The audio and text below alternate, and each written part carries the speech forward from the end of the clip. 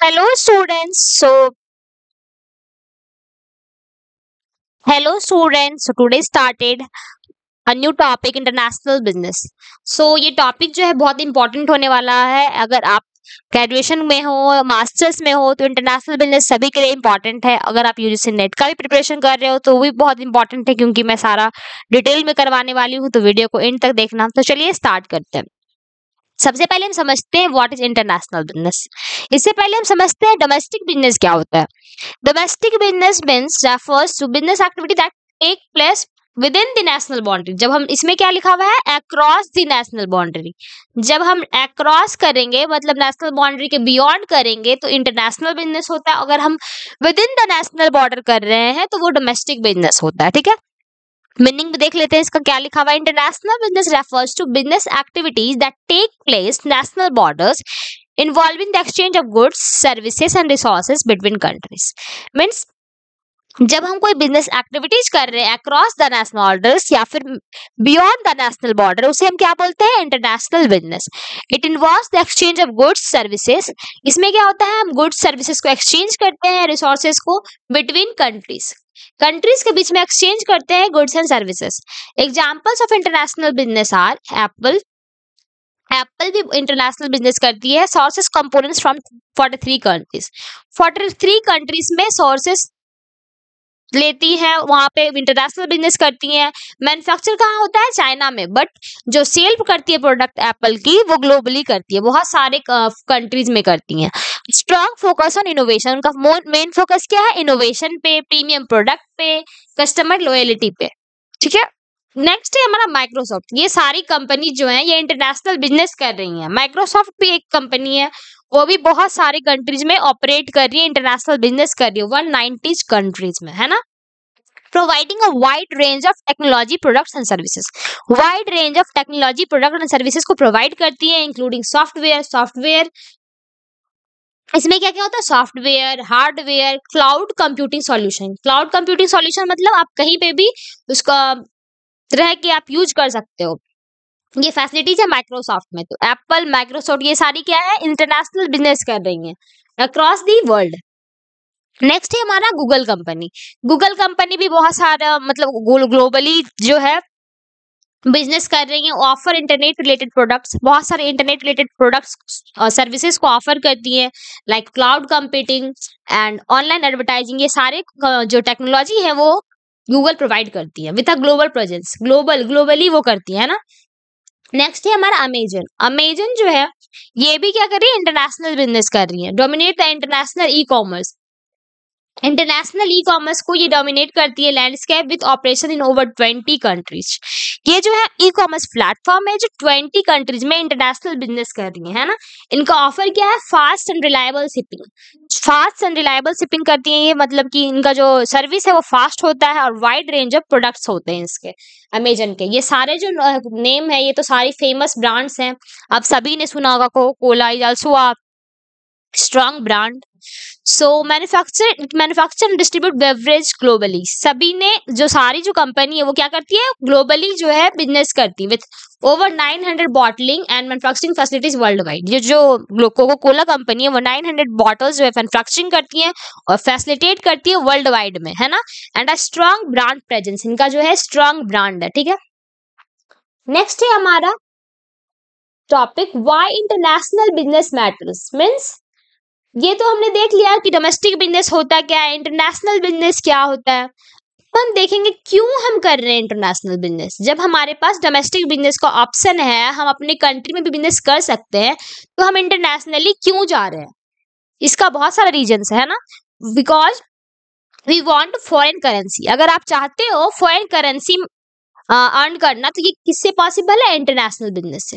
Country earn vital foreign currency through international trade. अगर आप international trade करोगे तो फॉरेन करेंसी अर्न कर सकते हो, आपका जो इकोनॉमिक पोजीशन है वो स्ट्रेंथ होगा आपका.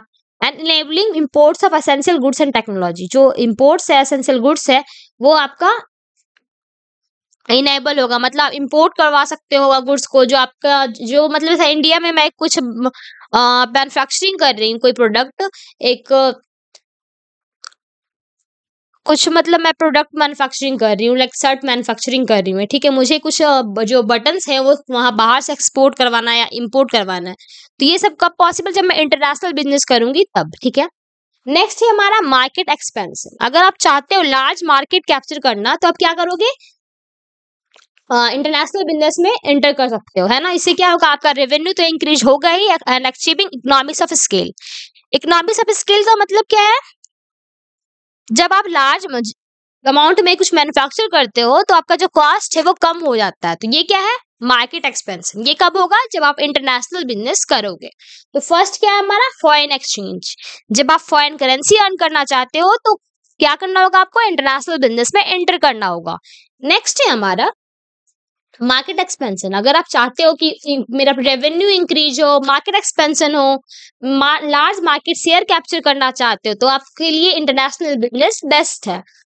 नेक्स्ट है हमारा रिस्क डाइवर्सिफिकेशन। क्योंकि आप इंटरनेशनल बिजनेस कर रहे हो तो बहुत सारा जो रिस्क है आपका रिड्यूस हो जाता है, क्योंकि बहुत सारे मार्केट्स होते हैं, there are multiple markets, reducing dependency on single economy. क्योंकि सिंगल इकोनॉमीज नहीं है अब, क्योंकि जोग्राफिकल डाइवर्सिफिकेशन हो रहा है, क्योंकि आप इंडिया में भी कर रहे हो अपना जो बिजनेस है, आप अमेरिका में भी कर रहे हो बिजनेस, दूसरे कंट्रीज लाइक फॉरेन में भी कर रहे हो, तो जापान में कर रहे हो, तो इससे क्या हो रहा है, आपका जो रिस्क है वो कम हो रहा है, डाइवर्सिफाई हो रहा है, पूरा एलिमिनेट तो नहीं होता रिस्क, बट हाँ रिड्यूस हो जाएगा रिस्क, ठीक है। तो ये सारे रीजन है इंटरनेशनल बिजनेस करने के, ठीक है। तो ये सारे एग्जाम्स में आते हैं, तो आप अच्छे से लिख सकते हो, ये समझ में आ गया होगा आई होप। नेक्स्ट है हमारा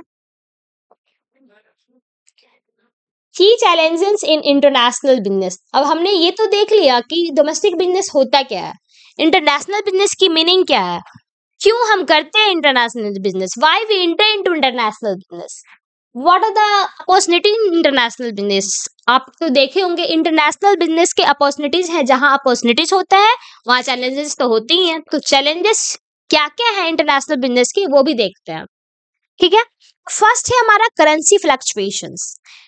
करेंसी फ्लक्चुएशंस में जैसे कि फॉर एग्जाम्पल यहाँ इंडिया का जो रुपीज है, 1 रुपीज इक्वल टू कितने, अभी 75-80 जो है डॉलर चल रहा है अमेरिका का। तो जो हमारा जो फ्लक्चुएशन है करेंसी का वो होते रहता है, कभी 80 हो जाता है, कभी 70 होता है, तो ये सारे क्या है, फ्लक्चुएशन है। तो ये हमें क्या होता है, प्रॉब्लम्स होता है, पेमेंट में अनसर्टेनिटीज आती हैं, हेजिंग रिस्क होता है इसमें। तो ये सारे क्या है, चैलेंजेस हैं इंटरनेशनल बिजनेस के। ये क्या है, चैलेंजेस हैं इंटरनेशनल बिजनेस के। नेक्स्ट है हमारा लीगल एंड रेगुलेटरी बैरियर्स। क्या क्या बैरियर्स होते हैं, जब आप इंटरनेशनल ट्रेड कर रहे हो, इंटरनेशनल बिजनेस कर रहे हो, तो बहुत सारे ना ट्रेड रिस्ट्रिक्शंस होते हैं, क्योंकि आप अब मतलब खुद से 200 एक्सपोर्ट नहीं कर सकते आइटम्स, 400 आइटम्स, कुछ लिमिट्स होता है, कोटा होता है, रिस्ट्रिक्शंस होते हैं, टैरिफ बैरियर्स होता है, आप उसके अकॉर्डिंग आपको करना होता है इंटरनेशनल बिजनेस। तो ये सारे क्या है, लीगल रेगुलेटरी बैरियर्स है इंटरनेशनल बिजनेस में, ये सारे चैलेंजेस हैं, ठीक है। नेक्स्ट है हमारा third point, cultural and language barriers. तो आप अगर एंटर कर रहे हो इंटरनेशनल बिजनेस में, तो का जो लैंग्वेज है, कम्युनिकेशन स्टाइल है, वो अलग होगा।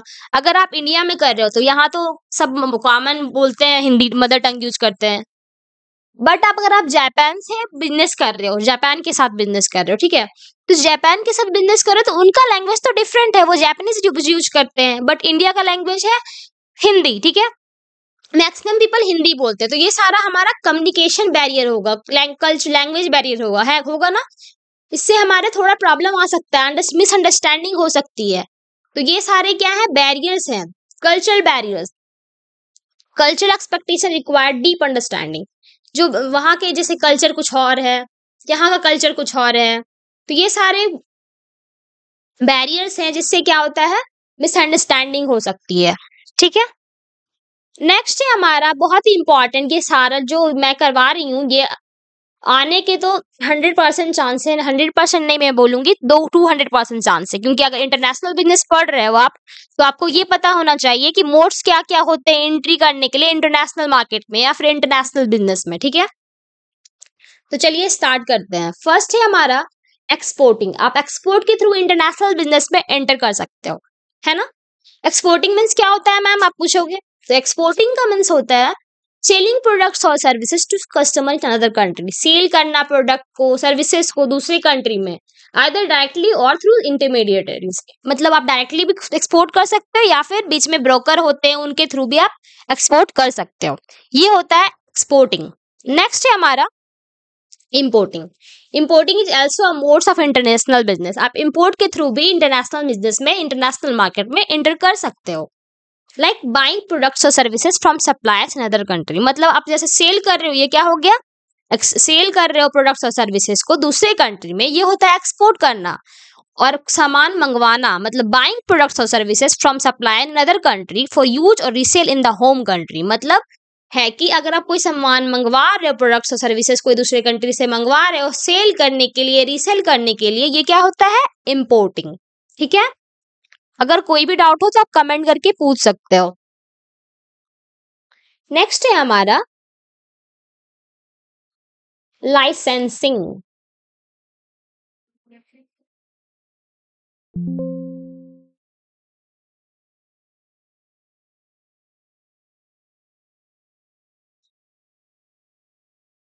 नेक्स्ट है हमारा लाइसेंसिंग।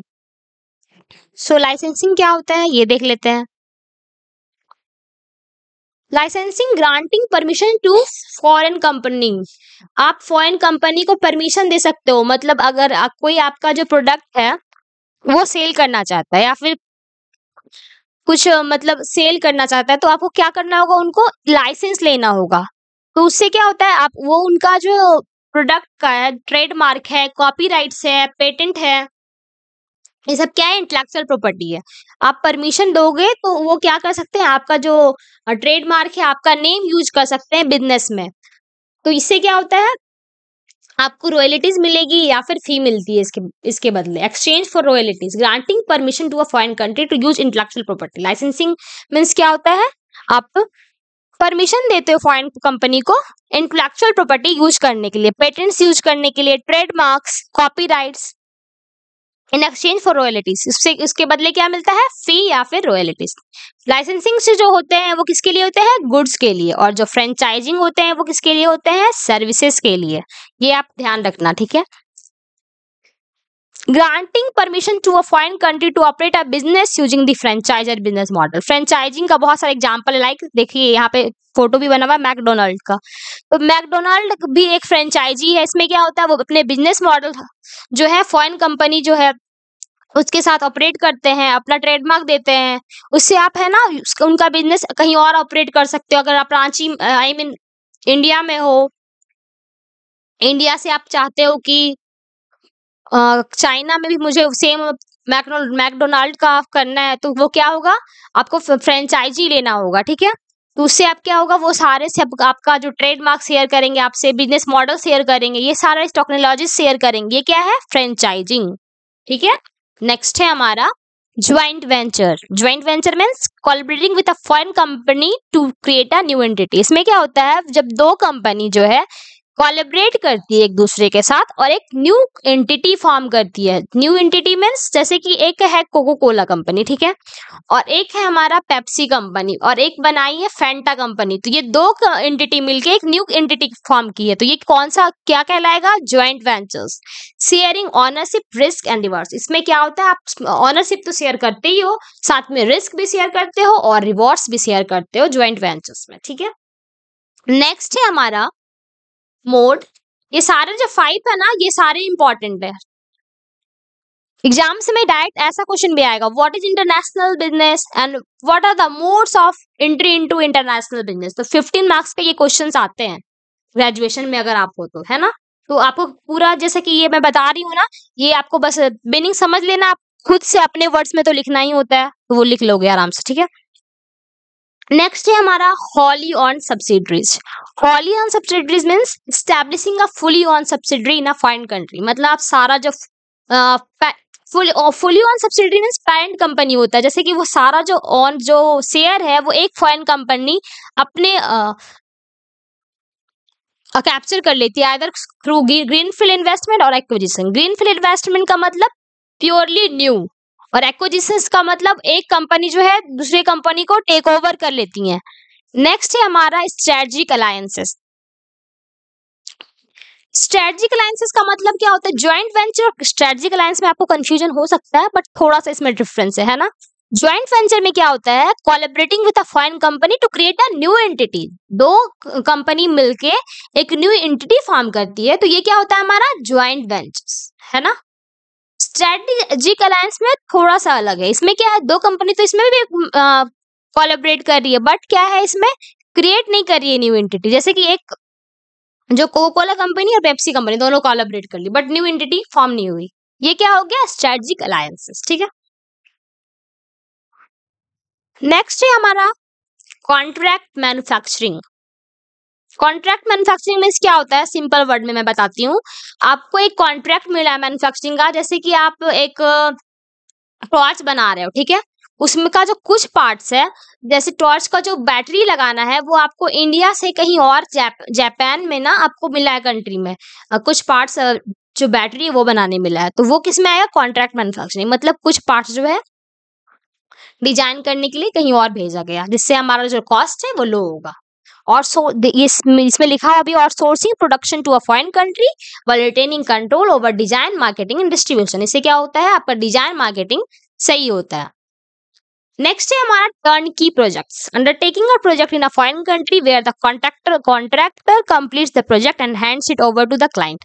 मतलब आपको एक कॉन्ट्रैक्ट मिला है और आप वो कंप्लीट कर लोगे तो अपने जो क्लाइंट है उसे हैंड ओवर कर देना। हैंड ओवर मतलब कि इसलिए इसका नाम क्या रखा गया, टर्न की। मतलब हैंड ओवर करते हैं नाम, जैसे कोई कंप्लीट, जैसे मेरे पास लॉक है और मैं लॉक को लॉक कर दी हूँ, की को हैंड ओवर करूंगी ना किसी को देना है, तो ये क्या होता है, टर्न की प्रोजेक्ट। इसमें क्या होता है, एक आपको कॉन्ट्रैक्ट मिला है, कोई कंप्लीट प्रोजेक्ट मिला है, कंप्लीट करने के बाद आपको जो क्लाइंट है उनको हैंड ओवर कर देना होता है, ये होता है टर्न की प्रोजेक्ट।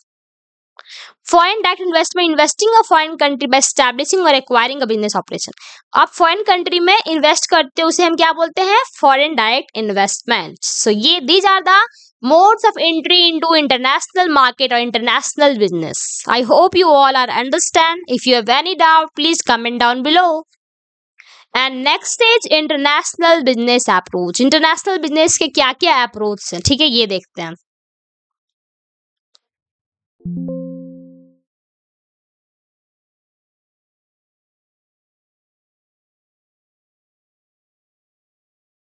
तो क्या क्या अप्रोच है वो देखने से पहले मैं स्टार्ट करती हूँ, ये बताती हूँ, ठीक है।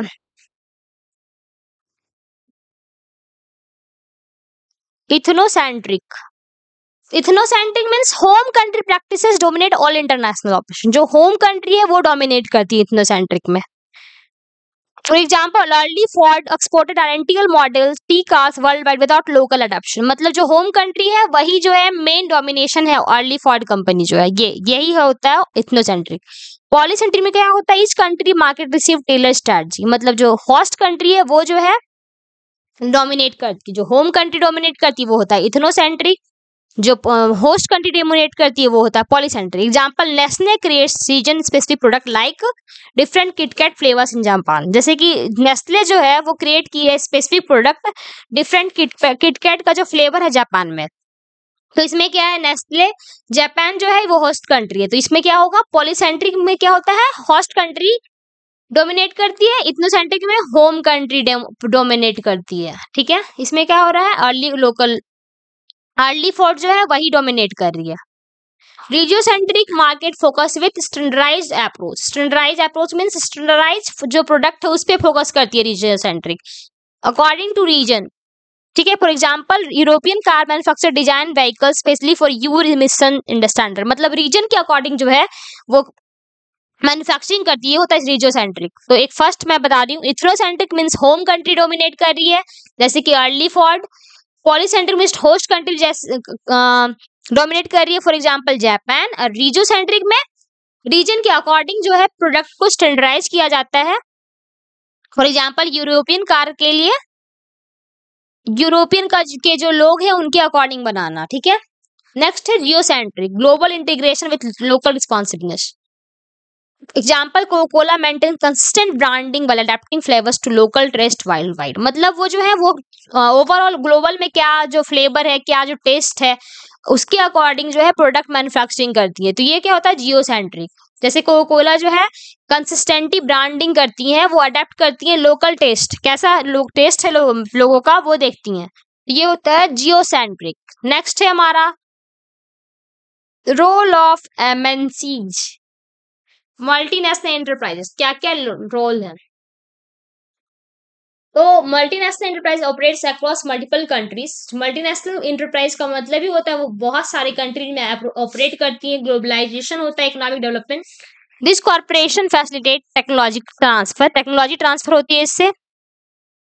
Advance innovation spread rapidly across borders, इससे आपका क्या होता है, टेक्नोलॉजी ट्रांसफर्स होता है। आप अगर आप इंटरनेशनल बिजनेस कर रहे हो तो जॉब क्रिएशन होता है, एम्प्लॉयमेंट अपॉर्चुनिटीज बढ़ती है बोथ कंट्रीज में। होम कंट्री में भी अपॉर्चुनिटीज बढ़ रही है एम्प्लॉयमेंट की, होस्ट कंट्रीज में भी बढ़ रही हैं।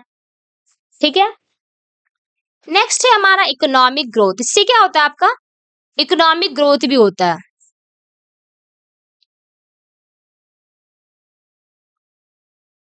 Capital investment stimulate local economics, इससे क्या होगा आपका इकोनॉमिक तो ग्रोथ होगा ही, साथ ही साथ नॉलेज शेयरिंग, आप नॉलेज शेयर भी कर सकते हो। बेस्ट प्रैक्टिसेस एंड एक्सपर्टीज, जैसे कि आपका जो एक्सपर्टीज है, अगर आपका एक्सपर्टीज है टॉर्च का बैटरी बनाने में, तो आप टॉर्च का बैटरी बनाओगे, और जिसका जो बाहर का पार्ट्स होता है वो और कंट्री का एक्सपर्टीज है, तो वो आप शेयर कर सकते हो नॉलेज, है ना। सो पोटेंशियल रिस्क क्या होता है, market displacement of local companies का जो है मार्केट थोड़ा डाउन हो जाता है, ये सारे रिस्क होते हैं।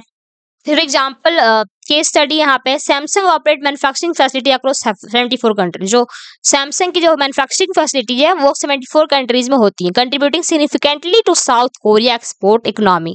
उससे क्या होता है इकोनॉमी वाइल क्रिएटिंग जॉब, इससे क्या होता है आपका जॉब तो क्रिएट हो ही रहा है, साथ ही साथ आपका जो ट्रांसफर हो रहा है टेक्नोलॉजी का, और आप नॉलेज भी शेयर कर रहे हो दूसरे कंट्री के साथ में। ठीक है, ये सारे क्या है एमएनसीज के रोल हैं। इंटरनेशनल बिजनेस के भी यही रोल होते हैं। ठीक है, so I hope all you understand. Thank you.